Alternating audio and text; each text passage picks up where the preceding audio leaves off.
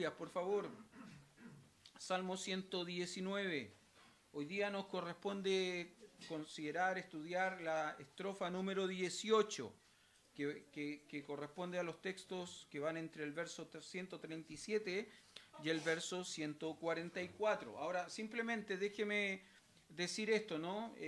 Recordar simplemente la pasada predicación. Como tuvimos una semana de por medio, quizás hemos olvidado algo, un poquito de eso, ¿no? Pero hace un par de semanas, cuando estudiamos la última estrofa que estudiamos, que fue la 17, entre el 129 y el 136, hablamos de esto, ¿no? Y el título era más o menos este, ¿no? Personas ordinarias frente a una palabra extraordinaria. ¿Se acuerda?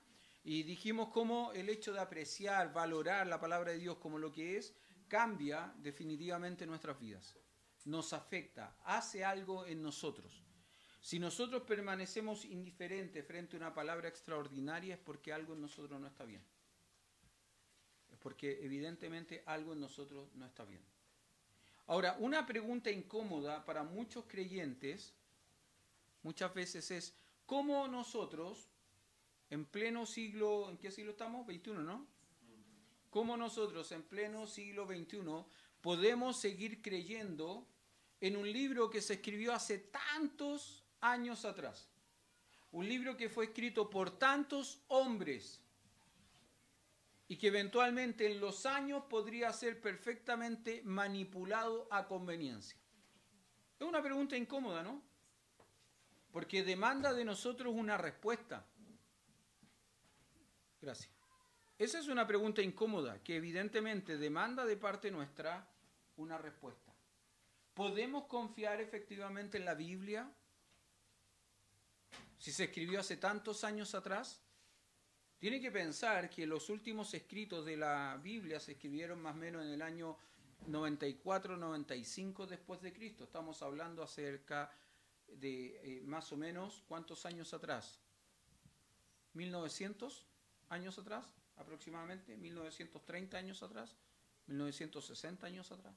Se terminó de escribir la Biblia como tal. Ahora, hubiese sido ideal que lo hubiese escrito una sola persona de corrido, ¿no? Pero no fue una sola persona. ¿Cuántas personas fueron aproximadamente? 40. ¿En cuánto periodo de tiempo? ¿Lo recuerda? Esto se estudió en la escuela dominical el año pasado, años pasados. ¿En qué periodo de tiempo aproximado? 1500 a 1600 años. Entonces, claro, cuando viene alguien y te pregunta y te dice, ¿cómo puedes creer, cómo puedes confiar en un libro que escribieron 40 personas en 1600 años? Un libro que perfectamente por la cantidad de años que tiene podría haber sido manipulado. Es una pregunta incómoda, ¿no? Ahora, déjeme decirle una cosa. La respuesta a esa pregunta tiene que tener una base teológica, ¿sí? No, estamos en una iglesia, perdón, me olvidé de esa parte. La respuesta a esa pregunta debe tener una base teológica. ¿Amén? Ah, ya, sí. Sí, porque yo dije, a lo mejor no entendieron cuando dije sí, a lo mejor no entienden si digo amén, ¿no es cierto? Ya. ¿Debe tener una respuesta teológica esa pregunta? ¿Amén? ¿Debe tener una respuesta práctica esa pregunta? También, amén. También tiene una respuesta práctica. Porque, hermano, la teología está acá. Pero la práctica está acá. Y a veces nosotros disociamos las dos cosas. Nos confundimos y nos quedamos solo con la teología y nos olvidamos de lo práctico. Ahora, creo que le he mencionado esto en algunas otras ocasiones, ¿no? Hay escuelas de teología en este país donde se enseña teología, pero no hay salvación. Vaya a la facultad de teología de cualquier universidad, la Católica de La Serena, la Católica de Antofagasta, la Católica de Valparaíso, la Católica de Santiago, de Concepción, de Temuco, Talca, etcétera, etcétera, etcétera. Aún en propios institutos bíblicos, en facultades teológicas, en seminarios teológicos. Yo conozco personas que vinieron a conocer al Señor como su Salvador en segundo o tercer año de estudio. Yo a veces cuento la historia, ¿no? A los alumnos de la facu les digo, chiquillos, yo tuve un compañero que el primer año solo fue a jugar ping-pong. y que se convirtió, no estoy seguro si fue al final del primer año o a principio del segundo. Tomó decisión por Cristo, pero el primer año él solo fue a jugar ping-pong. Porque no es el lugar, no es la institución. No, es que si es palabra de vida, me da una seguridad. No. No, es que si es la facultad, ese es el lugar consagrado, dedicado. No, tampoco. Porque la salvación es personal. Y la relación con el Señor es mía con el Señor. Entonces, debe haber a la respuesta incómoda, a esta respuesta incómoda, ¿cómo puedo confiar en la Biblia? ¿Cómo puedo confiar en la palabra de Dios? Tiene que haber una respuesta teológica, pero también tiene que haber una respuesta práctica. Ahora, ¿cuál es la respuesta teológica probablemente a esta pregunta? Bueno, la respuesta teológica parte con un texto, el que los adultos tenemos que memorizar esta semana, ¿no? ¿Cuál era? Segunda de Timoteo, capítulo 3, verso 16. ¿Qué es lo que dice? Toda la Escritura es inspirada por Dios. Y algo más, y útil para enseñar, para redarguir, para corregir, para instruir en justicia. Toda la Escritura es, ¿qué cosa? Inspirada. Inspirada. ¿Qué será inspirado? ¿Ha escuchado alguna vez la expresión de que, no sé, un hermano estaba trabajando y le rindió el trabajo, ¿no? Fue muy productivo su trabajo. Y le digo, oye, que fue productivo tu trabajo hoy día. Sí, es que está inspirado. ¿Qué será inspirado? Ese concepto, esa respuesta de ese hermano, no, es que me rindió el trabajo hoy día, está inspirado. ¿Tendrá que ver lo mismo? ¿Tendrá que ver con lo mismo que 2 Timoteo 3:16 dice? Otro texto, pensando en la respuesta teológica, ¿no? Dice 2 Pedro 2, verso 19 al verso 21. Tenemos también la palabra profética más segura, la cual hacéis bien en estar atentos, como una antorcha que alumbra en lugar oscuro, hasta que el día esclarezca y el lucero de la mañana salga en vuestros corazones. Entendiendo primero esto, que ninguna profecía de la Escritura es de interpretación privada, porque nunca, escuche bien esto, porque nunca la profecía fue traída por voluntad humana, sino que los santos hombres de Dios hablaron siendo, ¿qué cosa? Inspirados por el Espíritu Santo. Y de nuevo aparece la misma expresión. La Escritura fue inspirada. Los hombres de Dios fueron inspirados para escribir la Escritura, la palabra de Dios, la Biblia. ¿Pero qué significará que fueron inspirados? Ahora un detalle interesante, porque en ambos casos dice que la palabra de Dios fue inspirada. Toda la Escritura fue inspirada por Dios. En el caso de 2 de Pedro, capítulo 1, verso 21, dice que los santos hombres de Dios hablaron, ¿no es cierto?, siendo inspirados, ¿por quién? Por el Espíritu Santo de Dios. La inspiración siempre es una obra divina. Siempre, no es una obra humana. No es que a mí se me antojó escribir algo, entonces empecé a rogar, inspírame para escribir, inspírame para escribir. No es la voluntad humana, es el deseo divino. Y la inspiración siempre tiene que ver con esto, con Dios queriendo comunicar un mensaje, queriendo revelar un mensaje a una persona, a un grupo, a un cierto grupo de destinatarios, queriendo comunicar un mensaje. Y lo hace por medio de su persona, por medio de la tercera persona de la Trinidad, que es el Espíritu Santo, que inspira a los escritores humanos para dejar un registro de lo que Dios quiere. Eso es la inspiración. Técnicamente la expresión inspirar, inspiración, significa que Dios sopla sus pensamientos en la mente del escritor humano. Pero respeta algunas cosas, ¿no? Su cultura, su carácter, su trasfondo personal, cultural, familiar. Los escritos de Salomón, el rey sabio, no son los mismos escritos de Daniel, de Pedro, de Santiago. Estoy enseñando, tengo la oportunidad de enseñar este semestre en la facultad epístolas generales. ¿Cuáles son las epístolas generales? Santiago, 1 y 2 de Pedro, 1, 2, 3 de Juan, Judas. Algunos también clasifican a Hebreos como epístolas generales, pero esas no las estudiamos porque esa se estudia como un ramo aparte. Pero estas sí las estudiamos. ¿Sabe usted que una de las cartas más controversiales probablemente del Nuevo Testamento son las epístolas de Pedro, primera y segunda de Pedro?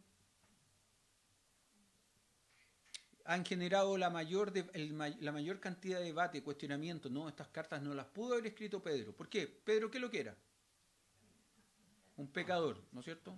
Igual que nosotros. No, aparte pecador, era un pescador. Pescador.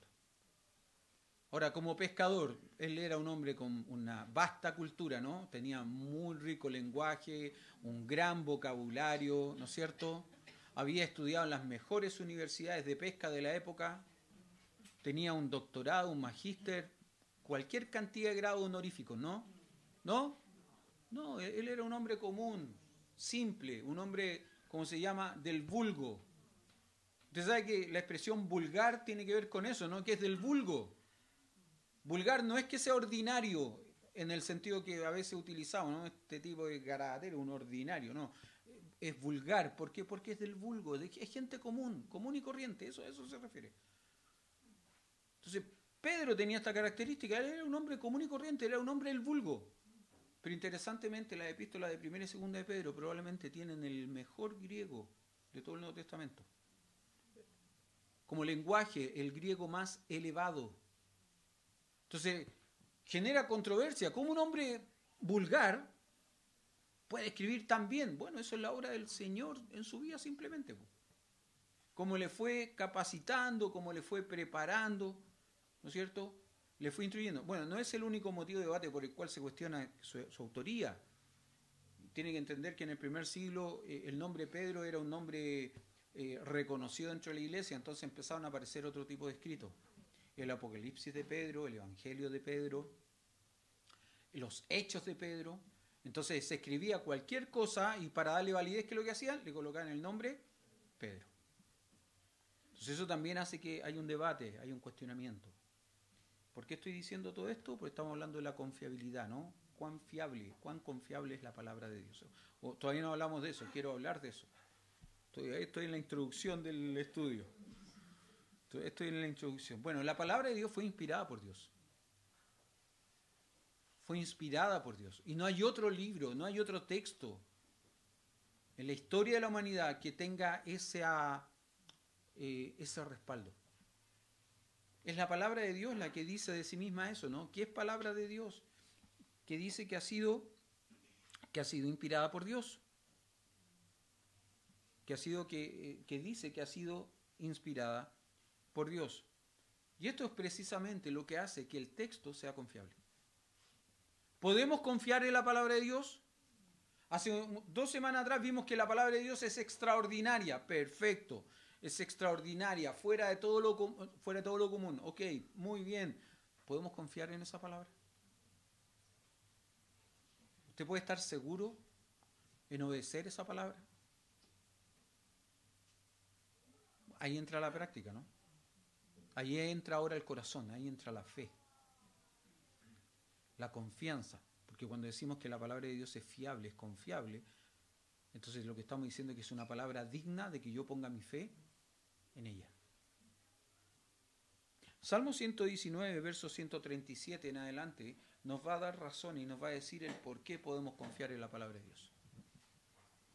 Mire lo que dice el Salmo 119, verso 137 y verso 138. Dice, justo eres tú, oh Jehová, y rectos tus juicios, tus testimonios que has recomendado son rectos y muy fieles. ¿Puedo confiar en la palabra de Dios, sí o no? ¿Sí? ¿Amén? Amén. Están ahí, como que miran como... ¿Puedo confiar en la palabra de Dios? ¿Amén? Amén. ¿Por qué? Según estos 2 textos, podría confiar en la palabra de Dios. Son justos y muy rectos, ¿no? ¿Sí? ¿Ya? Es verdad eso, pero creo que esa no es la razón principal por la cual puedo confiar en la palabra de Dios. ¿Por qué puedo confiar en la palabra de Dios, según estos 2 versículos? Porque Dios es justo. Esa es la razón principal por la cual yo puedo confiar en la palabra de Dios. ¿Sabe por qué? Porque la palabra de Dios es el fiel reflejo de un Dios que es justo. Yo puedo confiar, puedo sentirme seguro en este libro, en los escritos de este libro. ¿Sabe por qué? Porque fueron inspirados por un Dios que es justo. Por eso que yo puedo confiar en la palabra de Dios. Ahora la pregunta es, ¿qué significa que Dios sea justo? Cuando hablamos de justicia, ¿de qué estamos hablando? Siempre me acuerdo, ¿se acuerda usted de ese video de un niñito que está con su papá revisando la libreta de notas? Y el papá juega con el niñito porque le dice, empieza a leer los conceptos que se evalúan con letras, y él en vez de decir que eran letras dice que son notas. Juega con sus compañeritos de colegio, aparecía una S, que significa siempre. Y el papá le decía un 5. ¿Y el niñito qué esperaba? Un 7. ¿Y qué reclamaba el niñito? ¡Es injusto, papá! ¡Es injusto! ¿Se acuerda del video, no? ¿Lo vio alguna vez? ¿Sí? ¿Qué es justo? ¿Qué significa que Dios sea justo? ¿De qué nos habla la justicia de Dios? Hermano, en teología propia, que es el estudio de la persona de Dios, se habla de los atributos. Se mencionan los atributos. Usted a Dios lo puede conocer y puede reconocer ciertas características y cualidades de Dios por sus nombres, pero también puede reconocer ciertas cualidades o características por sus atributos. Y uno de los atributos de Dios es la justicia. Ahora, ¿qué significa que Dios sea justo? Y a veces pensamos en nosotros mismos, ¿no? En la justicia. ¿Qué es justo para nosotros? Ahora, mi nivel, mi estándar de justicia, ¿es el mismo nivel y estándar de justicia de Dios? Es como la excelencia, ¿no? De pronto, por ejemplo, el aseo del templo. Hay algunos que limpian donde mira la suegra. Y otros que remueven el templo completo, lo dan vuelta completo para limpiar. Y los estándares son distintos. A veces nosotros tenemos estándares distintos para una misma cosa. O pensamos de una misma cosa de manera distinta. ¿Qué es justo? ¿Qué significa que Dios sea justo? Déjeme simplemente decir que la justicia de Dios, la palabra justo en hebreo, describe a una persona que se caracteriza por actuar siempre de acuerdo con elevados estándares morales. Siempre busca lo mejor. Siempre hace lo que es correcto. Siempre hace lo que es mejor. Ni siquiera lo bueno, lo mejor. Lo mejor. Ni siquiera lo aceptable, lo mejor. Eso es. Ahora, déjeme simplemente decir esto, que la justicia de Dios es un atributo divino. Y es un atributo divino bien interesante porque es el atributo que media entre otros atributos, que intercede entre otros atributos. Por ejemplo, intercede entre su amor y su santidad. La justicia de Dios media entre el amor de Dios y la santidad de Dios. ¿Cómo es eso? Sí, pues. La santidad de Dios no le permite tener comunión con el pecado, no le permite tener ningún tipo de relación con el pecado. Entonces, ¿podría tener relación con el hombre que es pecador? No, porque él es santo. Entonces, ¿qué es lo que hace la justicia de Dios? Provee en su amor de una solución para el pecado del hombre, que es Jesucristo. ¿Se da cuenta cómo la justicia de Dios media entre estos atributos? No es que sea un atributo más importante que otro, porque todos los atributos, hermano, déjeme decir esto, todos los atributos de Dios son equivalentes, solo que dependiendo de las circunstancias que nosotros estemos viviendo, de pronto hay algunos atributos que son más evidentes que otros. ¿Se entiende? ¿Sí? Ya, qué bueno. La justicia de Dios, dijimos entonces, es este atributo que media entre la santidad y el amor de Dios. Dios santo no puede tener relación con el hombre pecador, pero por su justicia, Él se obliga a sí mismo, en su amor, a brindar una solución para el problema del pecado del hombre. Básicamente eso es.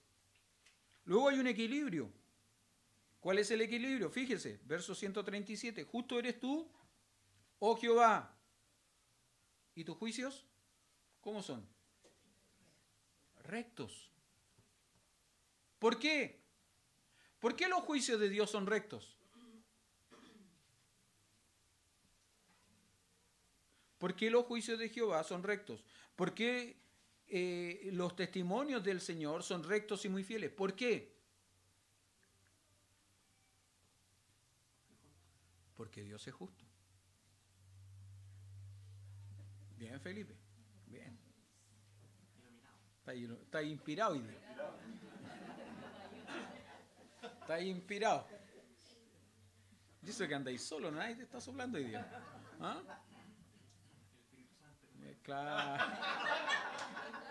Este cabro está aplicando bien la predicación. ¿Se dan cuenta? ¿Por qué los testimonios del Señor son rectos? ¿Por qué los testimonios del Señor, los juicios del Señor son rectos y muy fieles? Porque Dios es justo. Y reflejan, la palabra de Dios refleja al Dios de la palabra. Eso es. El viernes estábamos conversando con los hermanos sobre integridad y dijimos que la integridad, entre varias cosas bien interesantes que salieron en el tema conversación, la integridad tiene un momento, ¿no es cierto? También vimos la teoría de la integridad. ¿Qué es ser íntegro? Completo, que no falta nada. Es la teoría. Y dijimos, y bueno, ¿y la práctica? Un hombre íntegro, ¿qué hace? Y hay dos cosas que mencionamos sobre un hombre íntegro. Tres cosas, pero hay dos cosas que tienen que ver con esto. Dijimos que un hombre íntegro no miente, siempre dice la verdad. Y un hombre íntegro, muy a su pesar, a veces, muy a pesar de que vaya en contra de lo que el entorno piense, siempre va a mantener su palabra. Un hombre íntegro es un hombre en quien se puede confiar en su palabra. Sabe que Dios es íntegro en ese sentido. Porque Dios dice una cosa, primero, no miente, segundo, la cumple, la hace. ¿Puedo confiar en la palabra de Dios? Sí, pum. ¿Por qué puedo confiar en la palabra de Dios? Porque Dios es justo. Y el salmista lo sabe, por eso que el salmista plantea al inicio de esta estrofa justamente esto. Justo eres tú, oh Jehová. Ahora, el salmista que entiende esto, que conoce la persona de Dios, que conoce la palabra de Dios, también dice en el verso 139, un celo. Mi celo me ha consumido porque mis enemigos se olvidaron de tus palabras. ¿Qué es la idea de celo aquí? ¿Cuál es la idea de celo? Él tiene una viva pasión por la palabra de Dios. Hermano, todos piensan, todos consideran la palabra de Dios de la misma manera. Para todos la palabra de Dios es verdad, para todos la palabra de Dios es algo apreciable, es algo valorable, es algo confiable. Lamentablemente no. ¿Se acuerda cómo termina la estrofa anterior? Termina con el salmista llorando, porque hay gente que desprecia la palabra. ¿Se acuerda? Verso 136, ríos de agua descendieron de mis ojos porque no guardaban tu ley. El salmista termina llorando la estrofa anterior. Tengo pena, tengo dolor. Déjeme decir esto, él no se apena por la palabra, no se apena por Dios. ¿Por quién se apena? Por las personas que desprecian, que no valoran la palabra de Dios. Acá dice ahora, no, mi celo me ha consumido, tengo una molestia, tengo una pasión viva por la palabra de Dios, no me deja estar tranquilo el hecho de que mis enemigos hayan olvidado tu palabra. No me deja estar tranquilo. ¿Qué siente usted por personas que desprecian la palabra de Dios? ¿Se acuerda que hablábamos de eso hace 2 semanas atrás? ¿Les son indiferentes? ¿Le da lo mismo? Y yo le hacía la pregunta, ¿no? Porque a veces pareciera que son indiferentes para nosotros. Me da lo mismo. Total, no tengo ni una relación con ellos. Bueno, y si tuviese relación, y si esa persona que es indiferente por la palabra de Dios, y esa persona que es ignorante de Dios, que no quiere saber nada de Dios, que no quiere saber nada con la palabra de Dios, fuese su papá, su mamá, su hermano, su hermana, su sobrino, sobrina, su hijo, su nieto, su esposo. Si usted supiera que esa persona, producto de su indiferencia, si muere hoy va al infierno, ¿qué sentiría? ¿Qué pasaría con usted? El salmista llora por esa gente. Pero también el salmista tiene un celo vivo por la palabra de Dios. Y sabe que el salmista sabe una cosa, que él debe priorizar sobre esa gente aún tan amada, debe priorizar al Dios de la palabra y a la palabra de Dios. Verso 140, sumamente pura es tu palabra y la ama tu siervo. Pensaba en este texto, ¿no? Pensaba en los paralelos que hay entre este salmo, el Salmo 139 y el Salmo 119. Sumamente pura es tu palabra y la ama tu siervo. ¿Se acuerda que en el verso 9 y 10 del Salmo 19 el salmista dice que la palabra de Dios es, ¿cómo es? Que es deseable más que el oro y más que mucho oro afinado. Es inevitable no ver el paralelo que existe en estos dos salmos. Es inevitable no notar el paralelo. Sumamente pura es tu palabra. ¿Sabe por qué es sumamente pura la palabra de Dios? Porque Dios es santo, porque Dios es puro. ¿Se da cuenta cómo es un reflejo claro? La palabra de Dios es un claro reflejo de la persona de Dios. ¿Puedo confiar en la palabra de Dios? Sí, porque tengo un Dios que es confiable. Y son sus dichos, no son los míos. Mire, usted puede poner en duda lo que yo digo. Y tendría justo derecho, justa razón de poner en duda las cosas que yo digo. Porque yo soy un hombre pecador. Pero usted no puede poner en duda la palabra de Dios. Porque Dios es santo. Porque Dios es santo. Fíjese, ya para ir terminando simplemente, cómo termina el Salmo 141. Pequeño soy yo y desechado, mas no me he olvidado tus mandamientos. Tu justicia es justicia eterna y tu ley, la verdad. Aflicción y angustia se han apoderado de mí, mas tus mandamientos fueron mi delicia. Justicia eterna son tus testimonios. Dame entendimiento y viviré. Fíjese qué interesante, porque a partir del verso 141, el salmista se compara a sí mismo con Dios. Y al hacer esta comparación, el salmista llega a una sola conclusión. ¿Cuál es? Verso 141.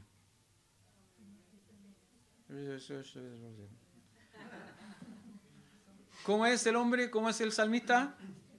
Primero pequeño y desechado. El hombre más humilde que yo he conocido en mi vida se llama Douglas Krieger. Es el hombre más humilde que yo he conocido en mi vida. Y en una ocasión él me dijo, hermano, la verdadera humildad no es la que se compara con otros hombres, es la que se compara con Dios. Cristo dijo, aprended de mí, que soy manso y humilde. Hay un programa de radio que a mí me gusta escuchar, no siempre lo puedo escuchar, pero todos los días escucho el podcast que queda grabado en una plataforma. Y uno de los participantes siempre dice lo siguiente, dice, permítame decir lo que piensa este humilde servidor.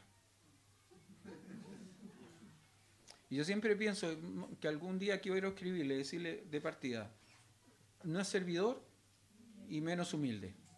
Porque un humilde servidor nunca se jacta o nunca dice de sí mismo que es humilde. Solo Cristo pudo decir, aprended de mí que soy manso y humilde. Y lo dijo en un contexto bien particular, donde la humildad no era una virtud, sino un defecto. Porque la humildad era una actitud esperable en un esclavo, no en un señor. Entonces, cuando Jesucristo está diciendo, aprended de mí que soy manso y humilde, Él está cambiando el paradigma de aquellas personas a las cuales Él está hablando. Bueno, el pastor Douglas Krieger siempre me decía, no se trata de compararte con otro, se trata de compararte con Dios. Y cuando tú te comparas con Dios, te das cuenta cuán pequeñito eres, cuán chiquitito eres, cuán finito eres al lado de un Dios grandioso e infinito. Y eso es lo que te enseña a ser humilde. Eso es lo que te dice cuán humilde eres. El salmista hace esta comparación, hace este juego de palabras. Pequeño soy yo y desechado. Y aún así, siendo pequeño y desechado, dice él, no me he olvidado de qué? De tus mandamientos. Si hay algo en que puedo confiar, si hay algo en lo cual puedo creer, son tus mandamientos. ¿Se acuerda que hablábamos de que la palabra de Dios es confiable porque refleja un Dios que es confiable? ¿Sabe usted que la palabra de Dios es eterna? Porque describe a un Dios que es eterno. En el Salmo 90, mire, vaya conmigo un momentito al Salmo 90.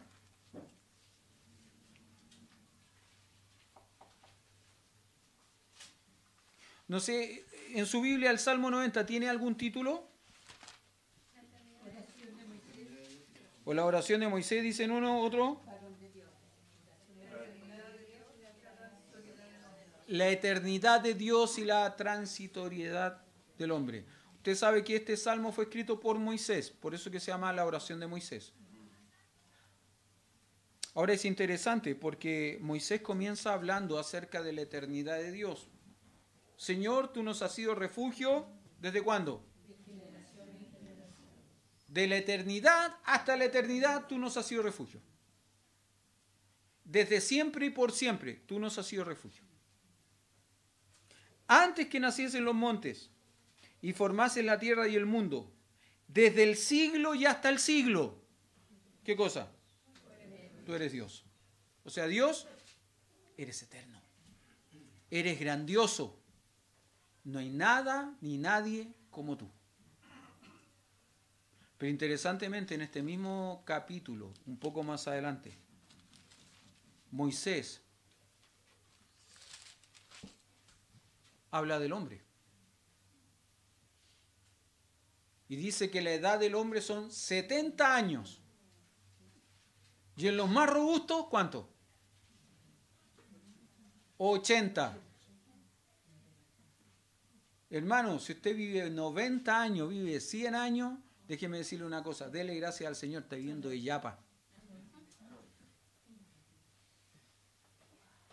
El viernes cuando fuimos a ver al hermano Luis, conversábamos, nos reíamos, hablábamos de la edad y hacíamos broma, ¿no? Porque el hermano Luis estaba bien complicado de salud en algunas cosas. Pero al final el asunto era casi que a mí me gustaría igual llegar a la edad de él. No creo que vaya a llegar a su edad. Y si llego a llegar a su edad, voy a llegar más complicado que él en algunas cosas. Estamos claros, ¿no? Porque hay ciertas cosas, ciertos placeres de la vida, hermano, que afectan, ¿no? Pero no sé si nota acá. Porque el salmista, en este caso Moisés, comienza hablando de la eternidad de Dios. Dios no tiene problema. Dios no tiene problema. No empezó con dolores de reumatismo a los 70 años. No empezó con dolores de espalda a los 80. No empezó a perder la vista a los 90. No necesitó un bastón a los 100. Dios es el mismo ayer, hoy y siempre. Es eterno. El hombre no. Y el salmista, en este caso, el del 119, dice, pequeño soy y desechado. Él se compara. Pero aún siendo pequeño, aún siendo desechado, aún siendo pequeño, aún siendo desechado, ¿qué cosa no hago? No me olvido, no me he olvidado de tus mandamientos. Puedo estar confiado, puedo estar seguro, porque tus mandamientos son fieles. Tus mandamientos son el fiel reflejo de Dios. La palabra de Dios es el fiel reflejo, hermano, del Dios de la palabra. Y usted puede confiar en eso. Puede descansar en eso. ¿Eso significa que todos los problemas se van a solucionar? ¿Significa que todo va a andar bien? ¿No es cierto? No. Porque incluso la palabra de Dios dice, no, en el mundo tendré aflicción, pero confiad, yo vencí al mundo. El Señor Jesús no nos dijo que iba a solucionar todos nuestros problemas. Dijo que no íbamos a estar solos, sí. No íbamos a estar solos. Y aquí yo estoy con vosotros todos los días, hasta el fin del mundo. En medio de la prueba más difícil, Él está con nosotros. Aún en medio del dolor más triste, Él está con nosotros. Aún en la angustia más grande, Él está con nosotros. En la enfermedad más terrible, Él está con nosotros. ¿O usted cree que solamente está en la alegría más profunda? En el orgullo más fantástico. que usted tuvo. No, el Señor está siempre, porque su palabra dice eso, y yo puedo confiar en su palabra.